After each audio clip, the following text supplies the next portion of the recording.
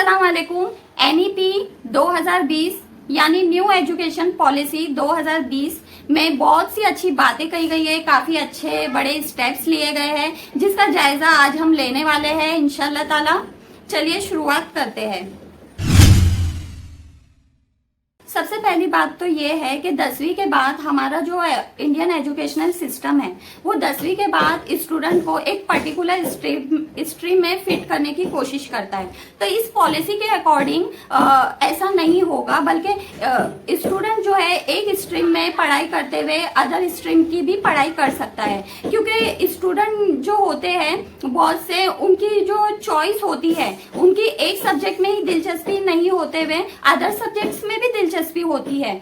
तो इस पॉलिसी में ये दर्ज किया गया है कि जो स्टूडेंट्स हैं वो पर्टिकुलर एक सब्जेक्ट की पढ़ाई ना करते हुए अदर सब्जेक्ट की भी पढ़ाई कर सकते हैं, यानी कि वो फिजिक्स के साथ पॉलिटिकल साइंस भी पढ़ सकता है, केमिस्ट्री के साथ हिस्ट्री भी पढ़ सकता है, साइंस के साथ कॉमर्स भी पढ़ सकता है। यानी यहाँ पर स्टूडेंट्स को वैरायटी ऑफ सब्जेक्ट का ऑप्शन दिया गया है कि वो मल्टीपल लेवल पर जो है स्टडी कर सकता है, पढ़ाई कर सकता है। एक स्ट्रीम से ज्यादा स्ट्रीम की पढ़ाई वो एक ही वक्त में कर सकता है। आमतौर पर क्या होता हुआ आया है कि 10वीं के बाद स्टूडेंट्स को पर्टिकुलर स्ट्रीम में फिट कर दिया जाता था और उसे अगर वो साइंस चॉइस किया है तो उसे साइंस की स्टडी करनी पड़ती थी, वो कॉमर्स की नहीं कर सकता, वो हिस्ट्री की नहीं कर सकता। लेकिन इस पॉलिसी के अकॉर्डिंग वो कर सकता है अब मल्टी लेवल पर। तो इसमें फ्लेक्सिबिलिटी है, लचक पाई गई है और इस तरह फ्लेक्सिबल सब्जेक्ट ऑप्शन दिया गया है। इसके बाद जो कि ये बहुत अच्छा चेंजेस है। इसके बाद नेक्स्ट जो चेंजेस रहा है वो एकेडमिक स्ट्रक्चर है। पुराना वाला जो स्ट्रक्चर है वो 10+2 का खाका था, लेकिन उसके बाद जो स्ट्रक्चर दिया गया है वो 5+3+3+4 का दिया गया है। पुराने वाले खाके में जो है बच्चे की जो एज होती है वो 6 साल से, उसकी जो एजुकेशन की एज है 6 साल से स्टार्ट होगी, जबकि नए स्ट्रक्चर के अकॉर्डिंग जो बच्चे की एज है वो 3 साल से एजुकेशन उसकी स्टार्ट हो जाएगी। 3 साल से वो जो है तालीम हासिल कर सकता है। स्टार्टिंग का जो 5 साल है उसे फाउंडेशनल स्टेज कहा गया है, जिसमें बच्चे की एज 3 से 6 साल होती है, जिसमें वो प्री स्कूल, आंगनवाड़ी वगैरह की स्टडी करता है। और फिर बाद के जो 2 साल है उसमें उसकी एज 6 से 8 साल होती है और वो पहली से दूसरी क्लास तक पढ़ाई करता है। ये फाउंडेशनल स्टेज है, multi level play activity based learning होती है। उसके बाद नेक्स्ट जो स्टेज है वो प्रीपेटरी स्टेज है। इसमें बच्चे की एज 8 से 11 साल होती है। इसमें क्लास 3 से 5th तक जो है बच्चा स्टडी करता है। या इसमें उसे play discovery activities based and integrative classroom learning वगैरह सिखाई जाती है। इस पर ये स्टेज डिपेंड है। उसके बाद नेक्स्ट है मिडल स्टेज। मिडल स्टेज में बच्चे की एज होती है 11 से 14 साल, जिसमें वो 6 क्लास से लेकर 8 क्लास तक स्टडी करता है। ये जो मिडल एज है ये experiential learning in the science, mathematics, arts, social science and humanities पर डिपेंड करती है। उसके बाद जो नेक्स्ट स्टेज है, लास्ट स्टेज, सेकेंडरी स्टेज कहलाती है। इस स्टेज में बच्चे की जो एज होती है वो 14 से 18 साल होती है, जिसमें वो 9th क्लास से लेकर 12th क्लास तक स्टडी करता है। और ये जो स्टेज होती है multi disciplinary study, greater critical thinking, flexibility and student choice of subjects पर डिपेंड करती है। तो जो न्यू एजुकेशन पॉलिसी का जो खाका है, जो स्ट्रक्चर है, वो खास तौर पर इस तरह से है। उसके बाद नेक्स्ट पॉइंट है वोकेशनल ट्रेनिंग। वोकेशनल ट्रेनिंग जो है इंडिया में जो है इसे काफी लो लेवल की समझा जाता है बनिस्बत अदर कंट्रीज के, जबकि डेवलप कंट्री में जो वोकेशनल ट्रेनिंग है इसे बहुत ज्यादा अहमियत हासिल है, बहुत रिस्पेक्ट दी जाती है, बहुत ज्यादा अहमियत दी जाती है। मैं बता दूं वोकेशनल ट्रेनिंग में जो है वेल्डिंग, कारपेंटर, इलेक्ट्रिशियन वगैरह शामिल होते हैं। तो हमारे इंडिया में बहुत से लोगों का ये माइंड सेटअप है कि ये जो चीजें हैं बहुत कम लेवल की है और ज्यादा अहमियत हासिल नहीं है। तो इस माइंडसेट को बदलने के लिए सरकार ने जो है जो तालीमी स्ट्रक्चर है, एजुकेशनल स्ट्रक्चर में चेंजेस किया है, इम्प्लीमेंट किए हैं, जो कि बहुत अच्छी बात है। जैसे कि 6 क्लास से ही इंटर्नशिप कराई जाएगी बच्चों को, वोकेशनल ट्रेनिंग की, उन्हें जॉब का एक्सपीरियंस कराया जाएगा। 10 दिन का जो है बैगलेस पीरियड होगा। ये क्रिटिकल चीजें हैं जो कि बहुत ज्यादा जरूरी है। इसके बगैर जो है हमारी कंट्री डेवलप नहीं हो सकती, पॉसिबल ही नहीं है, क्योंकि ये बहुत ज्यादा जरूरी और बहुत ज्यादा अहमियत की हामिल है। सरकार ने बहुत ही सही डायरेक्शन में जो है इस पॉलिसी में इसे शामिल किया है और सही डायरेक्शन में एक्शन लिया है। नेक्स्ट पॉइंट है 6 क्लास में बच्चों को कोडिंग सिखाई जाएगी। 11-12 क्लास में बोर्ड एग्जाम के जो इम्पोर्टेंस को जो है वो कम किया जाएगा।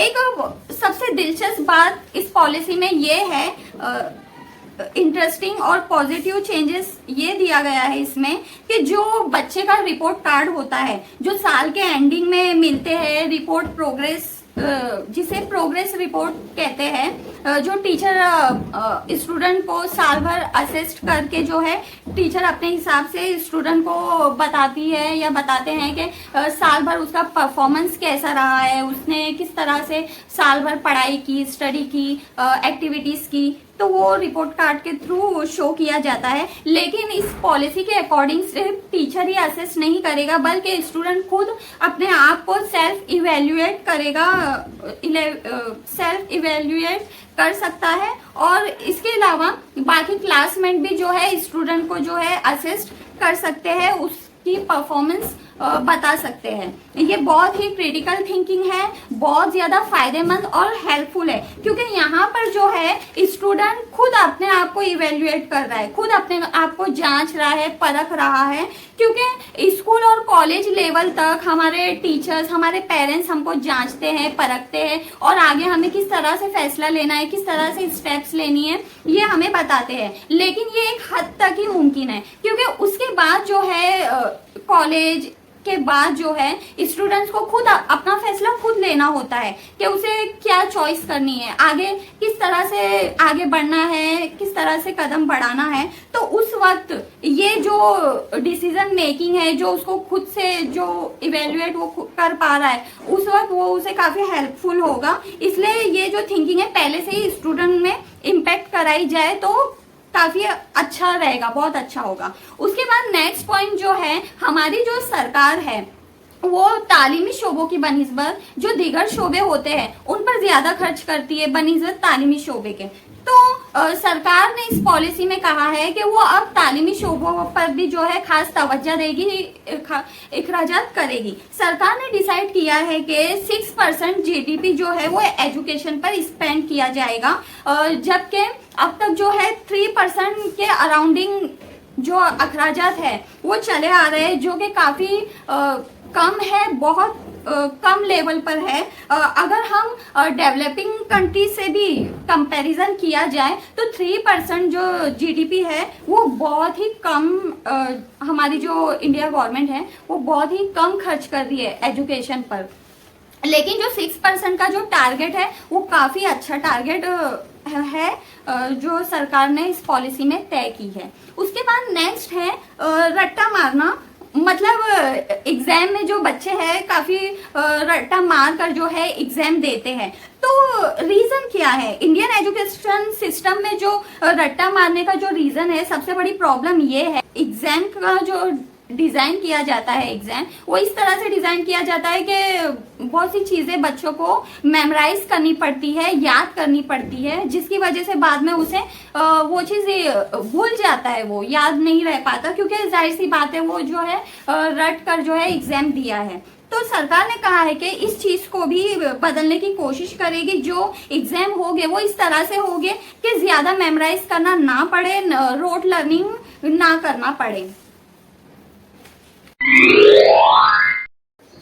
क्लास 12 के बाद एजुकेशन की बात करें तो मल्टीपल एंट्री एग्जिट प्रोग्राम लाया गया है। इसका सीधा सीधा मतलब ये है कि आपने अपनी कोई डिग्री शुरू की, मान लो कि बीटेक की डिग्री आपने स्टार्ट की, 1 साल बाद आपको रियलाइज हुआ कि आप कंटिन्यू स्टडी नहीं कर सकते हैं, आपको पसंद नहीं आ रहा है, आप और आगे नहीं पढ़ सकते हैं, तो आप जो है दरमियान से ड्रॉप आउट कर सकते हो और 1 साल तक आपने जितनी भी पढ़ाई की है, जो भी सब्जेक्ट की पढ़ाई की है, उसका क्रेडिट आप ले सकते हो और दूसरे डिग्री में ट्रांसफर कर सकते हो। ये बहुत अच्छी बात है, बहुत यूजफुल चीज है जो कि इस पॉलिसी में शामिल की गई है। ये जो है डेवलप कंट्री में ऑलरेडी एग्जिस्ट करती है। बहुत अच्छी चीज है कि इंडिया में भी ये ऑप्शन अवेलेबल होगा। इनफैक्ट ये ऑप्शन को ऐसा बना दिया गया है कि मान लो कि 4 साल की डिग्री है, अब आप 1 साल के बाद ड्रॉप आउट करते हो तो आपको सर्टिफिकेट मिलेगा, दूसरे साल के बाद आप ड्रॉप आउट करते हो तो आपको डिप्लोमा मिलेगा, तीसरे साल के बाद आपको बैचलर डिग्री मिलेगी और चौथे साल के बाद बैचलर रिसर्च डिग्री मिलेगी। एमए एमएससी के कोर्सेज होते थे वो 1 ही साल के हो गए। अगर आपने बैचलर में 4 साल की डिग्री करी है, 2 साल की हो गए अगर आपने 3 साल की डिग्री करी है। ये फिर से कंसिस्टेंस है, इंटरनेशनल स्टैंडर्ड्स है। साथ ही साथ टॉप 100 फॉरेन कॉलेजेस को परमिशन दे दी गई है कि वो अब इंडिया में भी अपने कैंपस सेटअप कर सकते हैं। वोकेशनल एजुकेशन पर फोकस जाहिर करते हुए सरकार ने कहा है कि अगले 10 सालों में एक फ्रीज तरीके से सारे स्कूल्स, हाई एजुकेशनल इंस्टीट्यूट्स में इसे इंटीग्रेटेड किया जाएगा। इस पॉलिसी में दर्ज किया गया है कि 2025 तक 50% लर्नर जो है स्कूल्स में, हाई एजुकेशनल इंस्टीट्यूट्स में उन्हें एक्सपोजर मिलेगा वोकेशनल एजुकेशन का। नेक्स्ट पॉइंट जो है टीचर्स के लिए कहा गया है कि एक कॉमन नेचुरल प्रोफेशनल स्टैंडर्ड्स बनाया जाएगा सारे टीचर्स के लिए 2022 तक, और बाय 2030 जो मिनिमम क्वालिफिकेशन रिक्वायर होगी टीचर बनने के लिए वो होगी 4 साल की इंटीग्रेटेड बीएड डिग्री। तो ये थे सारे पॉजिटिव पॉइंट्स इस एजुकेशन पॉलिसी के, जो कि काफी सुनने में अच्छे लग रहे हैं, पढ़ने में भी अच्छे लग रहे हैं।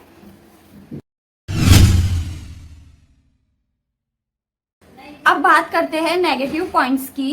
इस नई पॉलिसी में सबसे ज्यादा क्रिटिसिज्म हुआ है तो वो लैंग्वेज के पॉइंट्स को लेकर हुआ है। इस पॉलिसी में लिखा गया है कि the medium of instruction until at least class 5 but preferably till class 8 and beyond will be the home language, mother tongue, local language and regional language. यानी 5th स्टैंडर्ड तक, 5th क्लास तक बच्चे की पढ़ाई जो है वो होम लैंग्वेज में होनी चाहिए या मदर टंग में होनी चाहिए या रीजनल लैंग्वेज में होनी चाहिए।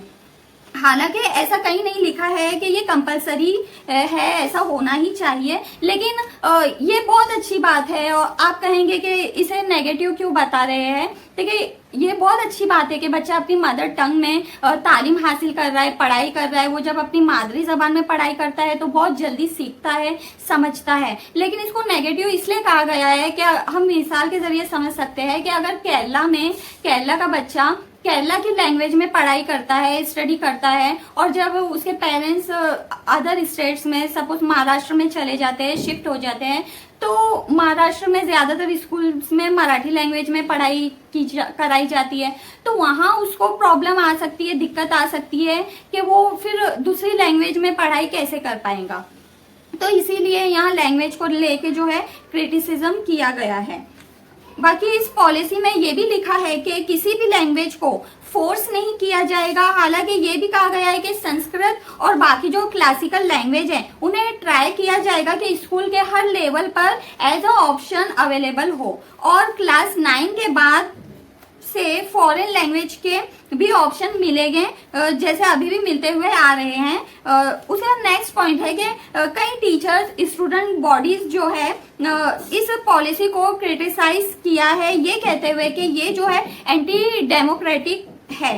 कई पार्टी ने भी इसे क्रिटिसाइज किया है, जैसे कि सीपीआई में सबसे ज्यादा क्रिटिसिज्म देखने को मिला है। वो कहते हैं कि स्टेट्स की नहीं पूछी गई इस पॉलिसी को लाने से पहले। नॉर्मली क्योंकि एजुकेशन एक कॉन्करेंट सब्जेक्ट है जो स्टेट गवर्नमेंट की लिस्ट में भी शामिल है और सेंटर की भी लिस्ट में शामिल है, तो स्टेट से और कंसल्टेंसी करनी चाहिए थी इस पॉलिसी को इंट्रोड्यूस करने से पहले। बाकी ये भी कहा गया है कि ये पॉलिसी सेंट्रलाइजेशन को प्रमोट करती है, क्योंकि इस पॉलिसी में ऐसा पॉइंट है कि new teachers training board setup for all types of teacher in the country, no states changes them. State से पावर छीन ली गई है और सेंट्रल गवर्नमेंट को दे दी गई है और पावर को सेंट्रलाइज कर दिया गया है। डिसीजन मेकिंग जो होगी वो सेंटर की तरफ से आएगी। और फाइनली कुछ क्रिटिसिज्म के पॉइंट्स ये थे कि ये जो पॉलिसी है बहुत ही थेरेटिकल पॉलिसी है, थेरेटिकल चीजों को बदलती है, लेकिन इसे रियल लाइफ में प्रैक्टिकल अमल में लाना, इम्प्लीमेंट करना बहुत ही लंबा प्रोसीजर है, बहुत ही मुश्किल प्रोसीजर होगा। क्योंकि आज के दिन कितने ऐसे स्कूल्स हैं जहां बच्चे 5th क्लास तक पढ़ते हैं। गवर्नमेंट स्कूल में टीचर्स की कमी है, अच्छे इंफ्रास्ट्रक्चर अवेलेबल नहीं है, स्कूल्स में उनकी पढ़ाई ढंग से नहीं हो पाती है, बच्चे पहले ही ड्रॉप आउट कर जाते हैं। काफी सारे गवर्नमेंट स्कूल ऐसे जहां पर इतनी कम टीचर्स अवेलेबल है, तो कहाँ से आप उन्हें वोकेशनल ट्रेनिंग कराओगे, उन्हें जो है वैरायटी ऑफ सब्जेक्ट का ऑप्शन दोगे, पढ़ने का उन्हें मौका मिलेगा, ये सब मिल ही नहीं पाएगा। सारे चेंजेस हम ऊपर से कह देते हैं, लेकिन ये चीजें लाना बहुत मुश्किल है। लेकिन रियलिटी में इसे इम्प्लीमेंट करना, लागू करना, अमल में लाना बहुत मुश्किल है। अब ये सारी मालूमात जो है तालीमी पॉलिसी की मैंने आपके सामने बयान की है, तो आप खुद एनालाइज करके देखिए 2020 से लेकर 2024 तक ये जितनी भी बातें हैं, कितनी बातों पर अमल किया गया है, इसमें जो मकासद है, कितने मकासद का हुसूल हुआ है और कितना हमें फायदा पहुंचा है, आप खुद तज्जिया कर सकते हैं इस चीज का। तो आई होप आपको अच्छा लगा होगा वीडियो। जैसा भी लगा है कमेंट करके जरूर बताइए, और इसी तरह जानकारी हासिल करने के लिए, इंफॉर्मेटिव मालूमात हासिल करने के लिए मेरे चैनल को सब्सक्राइब करें, लाइक करें, शेयर करें। और जो भी जबान लड़खड़ा जाती है बोलने में, इंशाल्लाह ताला इम्प्रूवमेंट जरूर होगा अगर आप लोगों का सपोर्ट बना रहा तो मेरा वीडियो देखने के लिए शुक्रिया। जज़ाकल्लाह खैर। अल्लाह हाफिज।